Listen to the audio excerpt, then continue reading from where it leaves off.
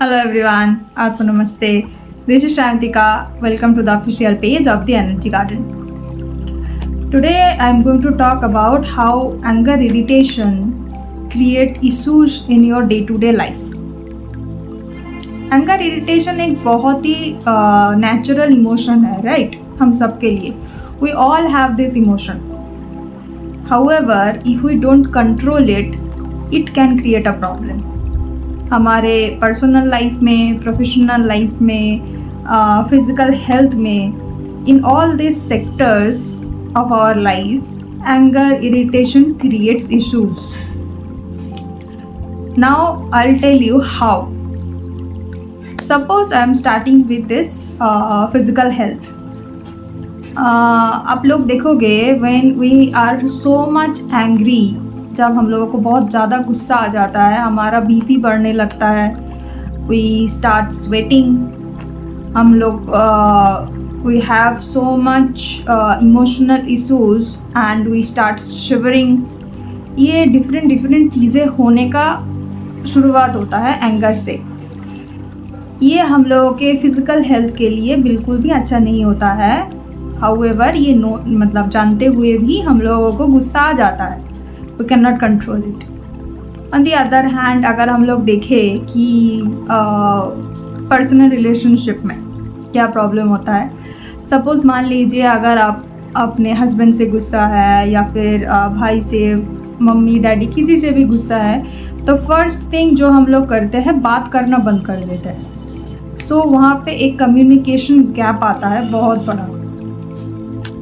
Second thing जो होता है ट्रस्ट इशूज़. कभी कभार आप लोग देखना ये चीज़, जैसे सदियों से पुराना हमारा जो सिस्टम है कि भाई भाई में ज़मीन का बंटवारा हो रहा है, उस चीज़ में आप लोग देखना बहुत ज़्यादा इश्यूज़ होता है, आर्ग्यूमेंट्स होता है. एंड वो जो एंगर रह जाता है ना, उसके बाद वो डिज़ोल्व होना और फिर वो भाइयों में अच्छे से बातचीत होना बहुत रेयर है, जनरली होता ही नहीं है. तो वो एंगर इरिटेशन की वजह से एक तो कम्युनिकेशन बंद हो जाता है, ट्रस्ट इश्यूज हो जाता है, ऑल्सो आगे चल के वो आपके हेल्थ में भी बहुत ज़्यादा इशू क्रिएट करता है. Now if I talk about this anger irritation in the corporate life और इन द प्रोफेशनल करियर, वहाँ पे भी बहुत ज़्यादा इशू क्रिएट करता है. मान लीजिए आपका बिजनेस है. नाउ बिजनेस में आपको कुछ इश्यूज हो गया है विथ योर पार्टनर, और फिर आपके जो डीलर है या फिर डिस्ट्रीब्यूटर है उनसे थोड़ा सा प्रॉब्लम हुआ है या फिर आर्ग्यूमेंट हुआ है. नाउ वो एंगर आपको सही सोचने पे मजबूर नहीं करता है, वो आपको ये बहुत समय पे देगा कि आप हमेशा ही नेगेटिव एक डिसीजन ले लो. ऑल्सो जो लोग बिजनेस नहीं करते हैं, कॉर्पोरेट में हैं, वो देखना अगर आपका मैनेजर के साथ कुछ आर्ग्यूमेंट हुआ है या फिर आपका कोई कलीग के साथ कोई आर्ग्यूमेंट हुआ है, you will always and up having negative environment in your company. Now it will create issues in your prosperity, it will create issues in your appraisal, क्योंकि आपको उस टाइम पे सही काम करने की समझ ही नहीं होती है. सो एंगर आपको वो सोच जिस नर्वस सिस्टम से हमारा होता है, वो सब चीज़ों में एक ब्लॉकेज क्रिएट करता है.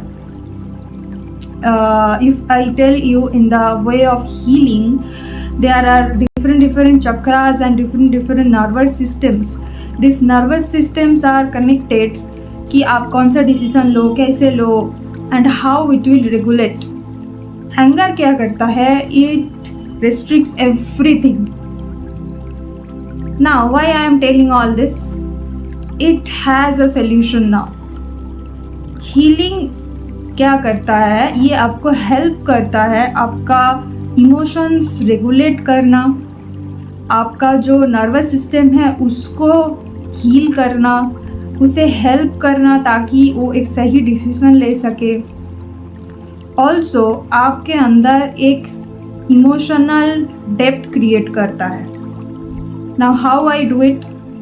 there is a process. As I told you that there are different chakras which connected with this anger irritation and which regulates the thought forms.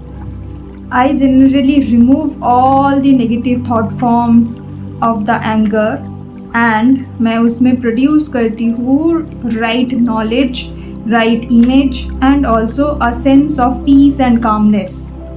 Now ये आपको एक राइट थिंग करने में, सोचने में एंड उसको इम्प्लीमेंट करने आपके निजी लाइफ में हेल्प करता है.